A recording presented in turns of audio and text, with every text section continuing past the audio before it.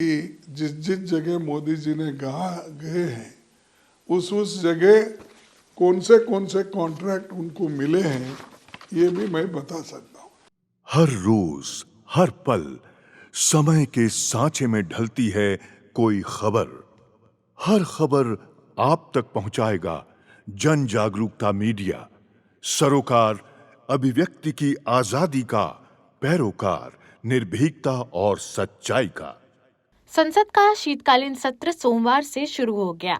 20 दिसंबर तक चलने वाले इस सत्र में 5 नए विधेयक पेश होंगे, जबकि वक्फ समेत 11 अन्य विधेयक को चर्चा के लिए लिस्ट किया गया है। सरकार इन विधेयकों को इसी सत्र में पास करने की कोशिश में है, लेकिन विपक्ष कुछ मुद्दों पर आक्रामक है, जिसके चलते सत्र का पहला दिन हंगामेदार रहा। कांग्रेस के नेतृत्व में विपक्ष ने अडानी समूह के खिलाफ अमेरिकी अभियोजकों ने रिश्वतखोरी के आरोपों तथा उत्तर प्रदेश के संभल में हुई हिंसा के मुद्दे को उठाने का प्रयास करते हुए हंगामा किया, जिसके कारण दोनों सदनों की कार्यवाही एक बार के स्थगन के बाद पूरे दिन के लिए स्थगित कर दी गई। विपक्ष के हंगामे के चलते दोनों ही सदनों में शून्यकाल एवं प्रश्नकाल नहीं हो पाए। सोमवार को कई विपक्षी दलों के नेताओं ने रिश्वतखोरी के आरोपों में अडानी समूह के संस्थापक अध्यक्ष गौतम अडानी और अन्य पर अमेरिकी अदालत में अभियोग चलाने के मुद्दे पर चर्चा के लिए स्थगन नोटिस दिया, लेकिन संसद के दोनों सदनों में अध्यक्ष ने बहस की अनुमति देने से इनकार कर दिया और कार्यवाही दिन भर के लिए स्थगित कर दी। राज्यसभा में कांग्रेस अध्यक्ष मल्लिकार्जुन खड़गे ने कहा कि अडानी का मामला देश की सुरक्षा व अर्थव्यवस्था से जुड़ा गंभीर मामला है। ये बहुत ही इम्पोर्टेंट मसला है। 267 No, my ruling is over. No, it's a very important, sir. देखिए, No, ये you are questioning ruling of sir, the chair. if you suspend today's business, we can explain because the Adani 1 second, sir. regarding this bribery case is affecting the entire Nothing country. is on record. And Nothing is going on record. No. Entire Nothing country. is going on record. No, nothing is going on record. Consistently, Nothing is going on record. Modi ji is supporting him. Nothing is going on record. Nothing is going on record. No, sir. Modi ji supporting him. And दुनिया में List of matters raised with permission.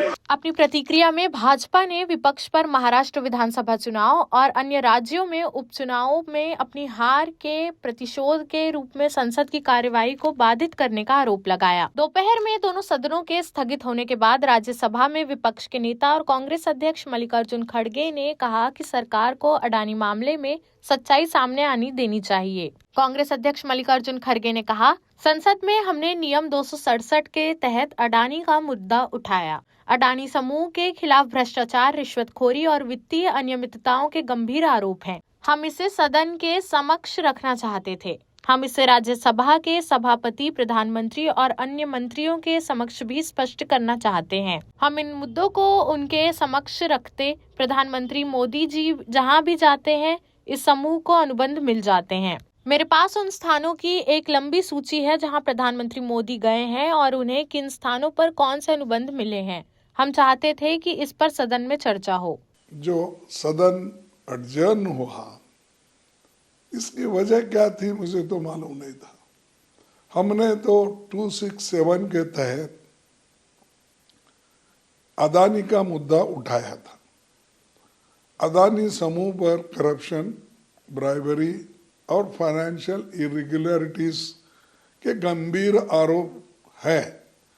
उसके बारे में हम सदन के सामने रखना चाहते थे और 2030 करोड़ के नजदीक रिश्वत दी गई।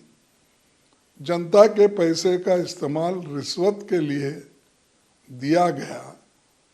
इसके बारे में हम उनको, चेयरमैन साहब को भी समझाना चाहते थे और पार्लियामेंट के में जो भी उनके मंत्रीज हैं और प्रधानमंत्री भी अगर आते तो ठीक था।